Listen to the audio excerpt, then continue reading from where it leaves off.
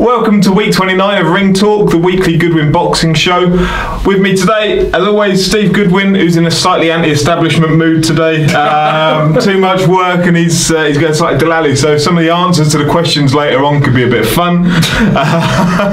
So we'll start off with the week that's gone. So the draw for the Fight Cup has been done, but the footage is still to come out. Yeah, so that's it's all been done, so we should be getting that out, I would imagine, beginning part of next week. So the draw's been done. So that's for the light heavyweights. Yeah, so it's exciting competition, and draws and dates will be out, I think it'll be Monday. So if you go through the competitors, you've got Jordan Joseph, you've got Dwayne Sinclair, Dominic Felix, Daryl Church, who couldn't make it for the draw. But yeah, it's a good competition. I know who's fighting who. You'll find out later on. But that's good. It's good little competition for them. Good couple of fights. And we've been there'll be lots of news about fights we're working on coming out and released. As you know, I've been working hard on them. So there's a lot of good fights coming out, and a lot of potential things we're working on or having to deal with at the moment. It's quite complex at the moment. Yeah. This is a particular point of doing what we're doing when there's a lot going on behind the scenes that people wouldn't understand, and we can't actually talk about it at the moment. And I guess people assume, because you haven't got any shows scheduled until September, that this is almost a quiet period through, late July, early August. This is as busy. This is the planning. As busy as I've been, literally, like today. And I mean, I was in London yesterday doing boxing. I was in work yesterday morning at I think 7, and I got home last night at 9. Today I've been in here from about 8:30, and Monday I was here from 6 in the morning till 5. I mean, it's the long days, and I have been doing some financial work as well, but primarily the last 2 days have been exclusively boxing. Yeah. So I mean, you've been now seeing Dion Juma and Gary Logan. I saw Barry O'Connell in the gym at State of Mind Fitness.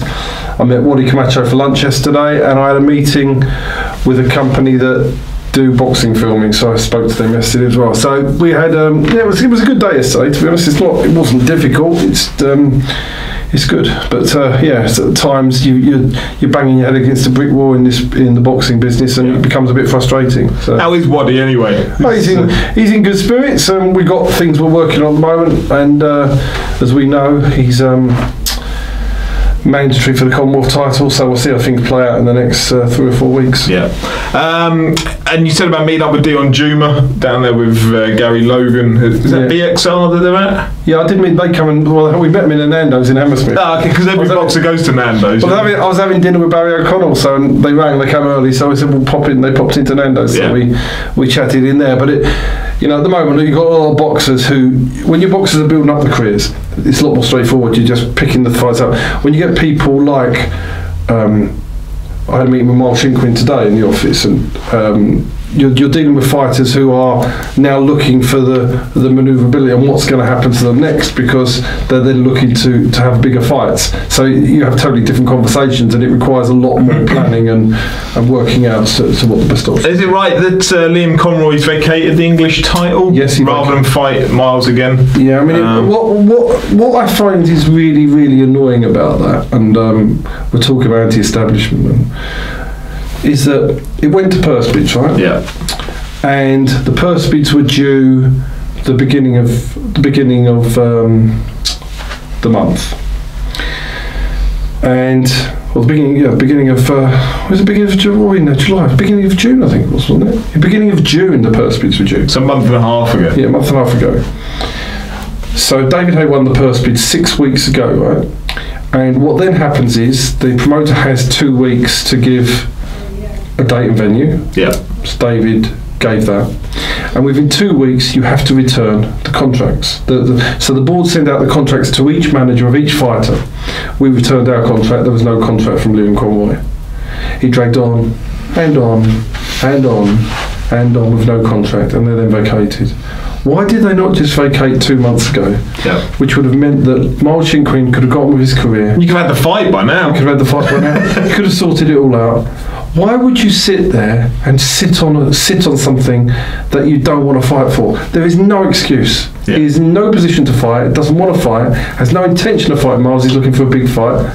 Full credit to Liam. He wants to, but why would you sit on a title for that long and disrupt somebody's career? Yeah. Somebody tell me. It makes no sense. Liam should have said, I don't want the fight again. I'm going to vacate. Miles, best of luck. I'm going in a different direction. But why mess somebody's career up and cause everybody a lot of grief and hassle? Yeah. Speaking of titles, Tey-Lynn Jones defended his Southern Area title. I haven't seen the fight. I know he won by points. Did he drop? I haven't seen it. I haven't seen it. But I know you've got lads that have got eyes on him. So Brad. Yeah, I mean, I think Felix Cash is his mandatory. Yeah. So that Felix Cash is top of the tree. So let's see whether they make that fight. It's very rare for matchroom fighters to go down the Southern Area. Yeah, so they may decide not to. In which case, if they don't want to go for the mandatory, I would expect them to make Linus Udofia mandatory. Yeah, but then matchroom haven't exactly got many shows lined up, have they, that aren't pay-per-view ones, or so maybe they could you've next gen over in Wales. You've also got Brad Pauls. Brad Pauls has just had a little bit of time out with injury, but he's coming back, so he's not far off title shots. Whether he goes, whatever we decide to go, we've got to do that. But Tay's got a situation where he may decide that he wants to try and move up to English because he's won the title and defended it, and good luck to him. And if he wants to not fight Linus Udofia or Felix Cash, that's his prerogative. Yeah. On the other show, old Kay Prosper kind of verbal sparring partner, Sierra Osgood, got stopped by... Kay said it, didn't he? Kay's been going on for Kay has always said that he thought he was overrated. Mikey Saki, wasn't it? Mikey Saki, and I mean, apparently, Lee told me it was level on. I thought Sia was winning. I thought I had Sia ahead, but it was level after 9. Oh, it was all on the last round apparently. I had Sia ahead, not like miles, but probably 2 or 3 rounds. But he's got such a hard to mark style where because he's in not, your face. He's fine, but he's not connecting. Yeah, but apparently it was all level going into the last round. Wow. I'm surprised. And Mikey Saki won the fight. But congratulations to Mikey Saki, because that left hook that wobbled was a good Sia, and then he didn't take his foot off. Round full 10. credit to him, but I think Sia was. I think he was exposed. I mean, Barry Smith always told me he was going to be a world champion. I think that's so wide of the mark. It's unbelievable. Yeah. So full credit to. I'm sure he can come against Sia Osgood, but. For Mikey Saki, he's had his day. Yeah, good luck to him. Yeah. And speaking of Kay Prosper, we sat and I don't think. Have you even seen the footage yet? Not yet. We had him and Danny Connor sat in this room last week, and the footage for that will be coming out at some point in the near future. It was quite tasty, wasn't it? They got a little bit, and every time I tried to speak, you'll see the footage in time anyway. But Danny likes to talk, and so I just kind of let him go at it really and have a bit of verbal. It's a great fight that. And the announcement about when, as we know, the 22nd of September show at York Hall I was promoting is no longer being staged because we can't clash with Anthony Joshua. Details about where the shows are going to be and the new dates are going to come out. Yeah. So Kay Prosper, Danny Connor is one of a host of really good fights on those shows. Yeah. No, I think they're both two nice lads as well. Danny gets boxing really well. I like Danny. Decent bloke. Kay, he's a bit quiet, a bit more thoughtful. Danny's like the Sia Osgood in the ring. He'll throw everything at you verbally, but he's a good talker. And for me, there was a clear winner to it in terms of, I would say, as far as to go through to fight night. I think it would. To me, I'm not going to say who it was. I'll write it down on a bit of paper sometime and give it to someone. I could predict who'll win the fight off the back of it. I'll put it that way. So other stuff that's going on. There's new locations you're looking at.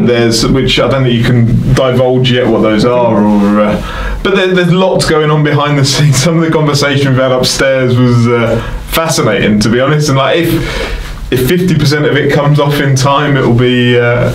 It'll make my Twitter life brilliant.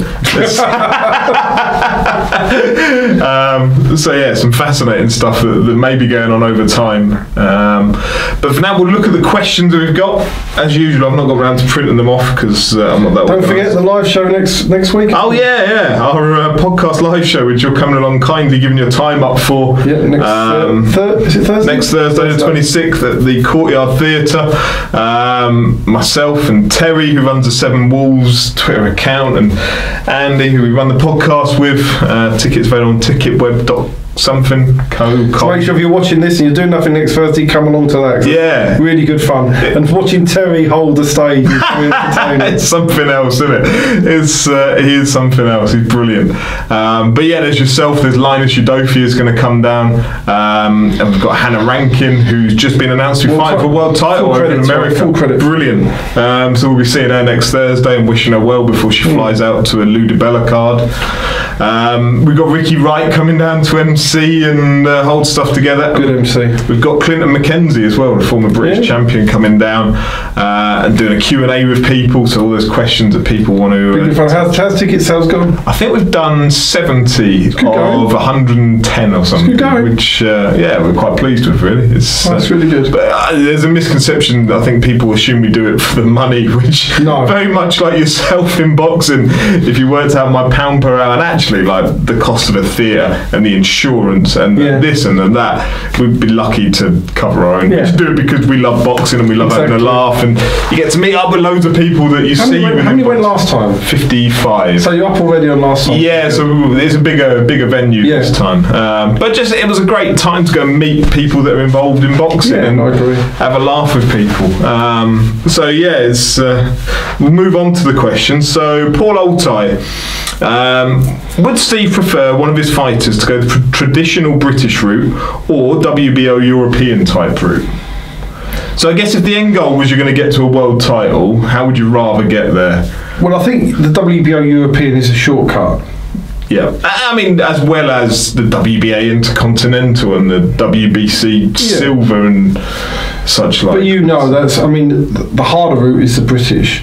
Like Frank Buglioni was not so wanting to win the Lonsdale belt, but he should not have fought Callum Johnson. He could have before that fight, and Frank was really wanting to win the Lonsdale outright, so he went with it. But really, he could have won the British defendant, and he had a world ranking, then he could have moved on. Yeah, even the WBA. And it's a much easier route, believe it or not, going down those international routes than keep defending the British title. Yeah. So, in terms of what you want, I think it's nice for a boxer to win a British title, but going down the international routes are an easier way of getting to the... I mean, look at Anthony Yard.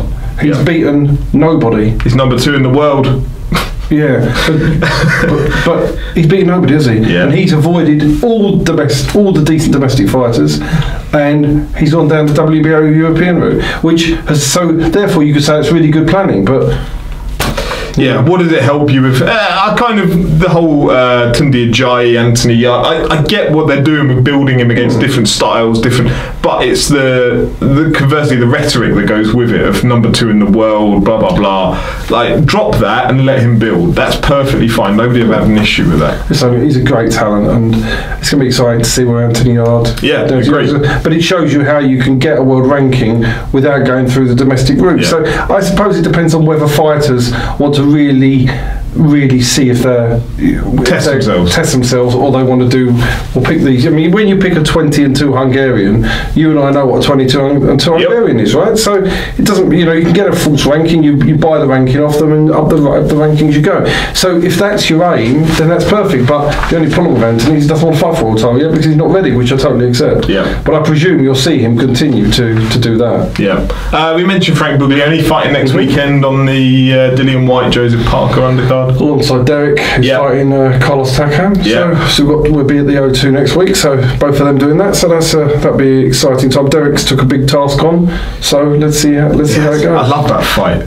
You've got 2 fights on there, haven't you? You've got the Parker Dillian White fight and the Chisora against Takam fights are great fights. The rest of it's just falling apart. Yeah.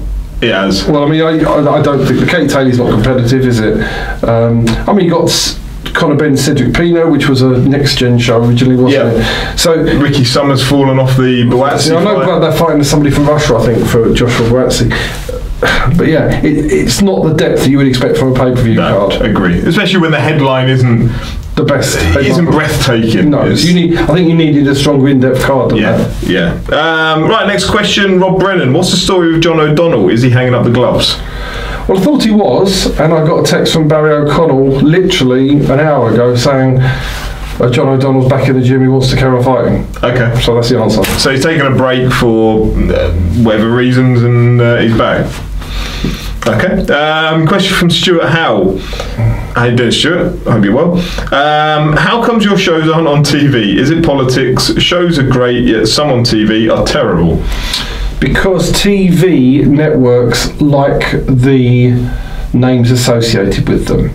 And I think if you're putting on, say, a Barry McGuigan show on Channel 5, then you'll give a contract to Barry McGuigan because it's Barry McGuigan. Yeah. David Hay is David Hay. Full respect to these people, they've done massive things in boxing. But that's what TV networks are attracted to. Yeah, because if you had a Josh Taylor in your stable of fighters, managerially, you could do as good a job, if not better. Well, I mean, they've done a brilliant job. No, I'm not saying better because that'd be hard. I wouldn't say better. Hard to do. We could do the same job, but we'd quite capably be able to build a TV network of fighters if you had the TV budget, and I think we would do it better than most. But it's what it is. Yeah. That's the reason why. Steve Goodwin doesn't sell to the general public. Barry McGuigan does. Yeah. That's the harsh reality of it all. Paul Altai again. Would Steve ever advise a fighter against taking a fight if he thought it was a total mismatch against his fighter? You know I've done that so many times. And sometimes they haven't listened, and every time they haven't listened, it's gone badly. It's gone badly. So, God, yes, 100%. Yeah, there are a handful that I can think of off the top of my head. And I know. Everyone I've told not to take a fight, and they've insisted on doing it, or the trainer has. Yeah. It's always ended up badly. Bruce Tapp is an interesting one. What's the latest with Junior Saba? Always post training videos. Is there any fight dates set? Well, we thought we had a fight date. So there was one that was... What happened was, when we signed Junior, I felt that his talents deserved a good platform. So I rang Eddie Hearn up, and I said, and they had a next gen show, I think it was June, wasn't it, you were called? That was the one that Coley Watkins headlined. So I said to Eddie, look, Junior Saba, he said, yeah, he said, let's start him off on the next gen show at your call, and then we'll build him from there. So I said to Junior, go into camp, we're going for June, next gen show, Eddie's going to put you on, and then it's not a contract, we're going to put you on, see how you look, and then we'll take it from there. So we waited. 3 weeks before the fight, I rang up, didn't get an answer, rang again. I then get a text from Eddie's assistant, basically changed their mind. So they just didn't want him at all? Didn't want it. After agreeing for him to go on and he's gone into camp, they just changed their mind. That's poor, isn't it? I thought it was poor. And then I did text Eddie, and he ignored it, saying, why have you done this? What about Junior Saba? What, you've never heard back about it? He didn't know. We were texting about Chisora and Buglioni at the same time, and in the middle of it I said, I texted about Junior Saba, but he ignored the Junior Saba text, but replied about Chisora and Buglioni. Well, fingers crossed for Junior then. He goes on and he can... Yeah, he's going to come out in September. We've got a couple of options. He's scheduled to fight on September the 8th, and if there's no bigger show for him, he'll fight on that, because we need to get him out now, get him rocking and get him going, because he could have been out in June, he was ready to go in June. By the time they didn't reply, it was too late to put him on something else. So it wasn't a case by the time that we knew he wasn't on, we then couldn't get him on another show, there was no room anywhere. So it wasn't his fault. So I was very disappointed. Now we have the situation, we'll just build him up without it. The thing is, he will be a star of boxing, and just very disappointed in that. Yeah, that's fair enough. CM Sports Agency, would you sign any boxers from Ireland? Yes. You had one? Had one. He's doing very well now, isn't he? He's done very well. It's in Ireland, you've got to look at the setup over there. You would sign them, but in Ireland now, I think MTK in Ireland they're obviously an Irish background company. It's an interesting one, isn't it? Because they can't, or they don't. I'm not sure which. Can't go in Southern Ireland. Yeah, Dublin they can't put shows or whatever on. It is, but in Northern Ireland they're there. And I think for Irish boxing they've got that pretty monopolised now. They do a good job in Dublin as well. Those shows have been cracking. Yeah. So I think in Ireland, being really, really honest, if I was an Irish fighter, I would probably not sign with me, because I think MTK can do more for fighters in Ireland than we can. So who was it? Tyrone McCulloch. Yeah. White Chocolate. Yeah, and he was signed with us, had a few fights with us. And then you see MTK were moving in and doing that, and they could do a better job than I could. So I would sign somebody in Ireland, but I'm not sure I don't think it's worthwhile.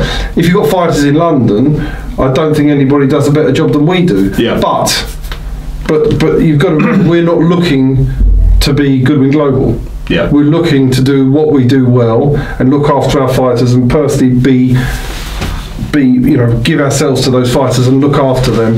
We don't want to be this conglomerate of, it's just not what we're aiming to do. But in Ireland, the answer is yes, we would, but I don't see any reason why we would sign somebody from Ireland. All right, last question. I love this one. John Bailey. Will Brexit have a big implication to Goodwin Boxing? Possible higher costs, work permits, etc. Will we see a cost increase across boxing as a result? And will it be good for British journeymen? Okay, dealing with it first. Brexit had an immediate impact on all British promoters because the euro went down from about 136 and it's now sitting about 111. Yeah. So immediately your cost of every import goes up. Down 20%. And the flight costs from a lot of those, because when you import from Eastern European countries, a lot of them are Wizz Air and pieces like that. So when you're buying in euros flights. So the flight costs from places like Latvia, Hungary have now risen. Yeah. So those costs have already come through. Might good 15% as well. Yes, was probably a bit more. And then you've got I'd say you've cost maybe around about the 20% mark. So you've got those costs that have already come in and bitten. The second point is because the amount of UK journeymen have diminished. We've covered this before, because boxers don't want to be journeymen anymore. They want to be some want to be glorified, not real fighters, but they want to be Facebook fighters. So there's not so many journeymen anymore. So there are less of them about in the UK. So the foreign boxers now demand more money than they ever did. The cost overall, I would say, of a foreign boxer since Brexit has gone up by about 35%. Wow. With everything put in together. Wow. So it's already happened. So what's happened with promoters in the UK, and I'll cover this with boxers, when they do ticket deals, the Goodwin boxing model is you give a boxer a deal, whether you pay X amount of pounds for a UK journeyman or you have to pay double or treble for a foreign journeyman. Really? Is it that much? It can be if it's last minute. Right. It can be double easily. But we basically ensure that the boxer has the deal, and therefore whatever happens or whatever problems a promoter has, if it's within our franchise, the promoter bears the risk. Yeah. It's very rare now. Other promoters now say to the fighters, you cover the cost of the opponent, then we want some money for the house, or we cover the cost of the opponent and then we do a split.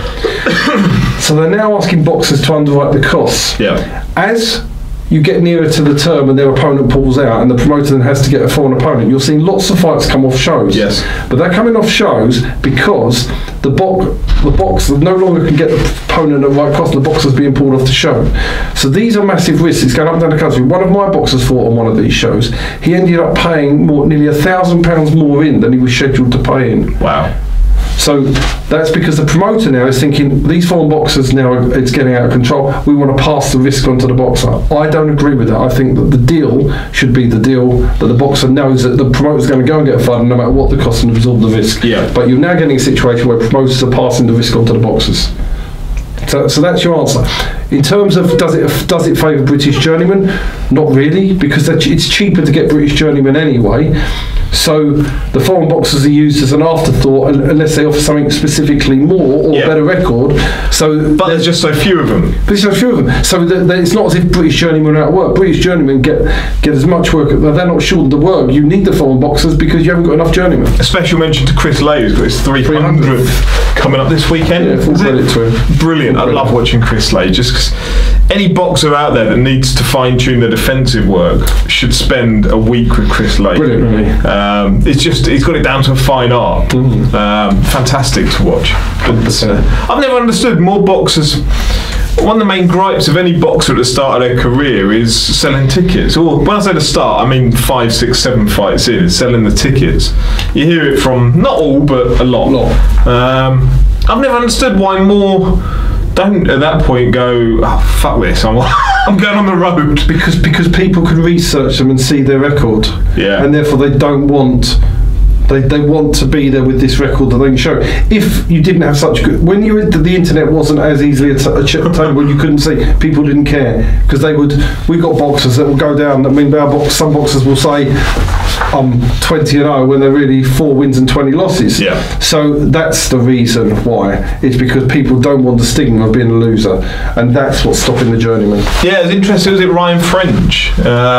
He went on the road, didn't he? And then he came back for his one fight as the home fighter, and it was probably the best 4-round fight I've ever seen. Wasn't it? It was incredible. Like, he got dropped, the other lad got dropped, he got dropped again, the other lad got dropped, and then he stopped him in the fourth, I think. It was the most enjoyable 4-round fight I think anyone in York Hall that night would ever have seen. Yeah, I agree. It was incredible. And then he retired on that, I think. Yeah, he did. No. I don't want to be the journeyman, and I don't want that anymore. So yeah, but if you're going out on that, that's incredible. But his fight lives in memory. So. And he's a lovely bloke as well. Yeah, 100%. 100%. One final one before we go. There's, what is it this weekend? Danny Williams versus Lee McAllister up in Scotland. Have you seen this? So Danny Williams, former British heavyweight champion, beat Mike Tyson, fighting Lee McAllister. So back in 2009, Williams held the British heavyweight title, and at the same time, Lee McAllister held the Commonwealth lightweight title. But this is why this is not under the British Boxing Board. This is a Bieber. The Bieber. This is why Bieber is really not. They're not a proper body, and in my opinion, it just shows you why that regulatory body is becoming a joke. It shoots itself in the foot, doesn't it? Like, it's unlicensed boxing, right? It shouldn't even be mentioned as a fight. It shouldn't even be carried by the boxing media. It's ridiculous. It's crazy. Like, I do not understand it. Okay, Lee McAllister's fought once. I think he fought Lee Kellett at heavyweight on a short notice fight. But like, he's a lightweight. You see the photos of him? It looks like Danny Williams is about 3 foot nearer the bloody camera. Really. Yeah. No, it is poor form. It looks bad for boxing. I hope Lee McAllister comes out of it all right. I bet you. I wouldn't be surprised. Yeah. Did McAllister wins? I wouldn't be surprised if. Let's just leave it there. Yeah, it is up in Scotland. So yeah, I wanted to touch on that quickly before we went, because I saw it this week and I thought that's bonkers. Like, a bad look for boxing. So a shame on anyone that's involved, frankly. And this is why the British Boxing Board of Control, despite their critics, try and do the right thing and regulate the sport. They don't do everything right all the time by everyone, because you can't. Nobody can do that. But they try with the best intentions, and you've got to remember that, you know, some of the times they make decisions, and I think, but you've just got to accept that. But they are trying to do the best thing they can for boxing. Yeah, I agree. Right, excellent. On that note, we shall leave you to it. We'll be back around probably next week, I guess, although we've not discussed it. Yeah. But yeah, we will leave you to it, and take care. We'll have a lot more news next week. Yeah, and then there'll be some footage out about the Fight Cup and head-to-head stuff, so it'll be rolling soon. Yeah. All right, take care, everyone.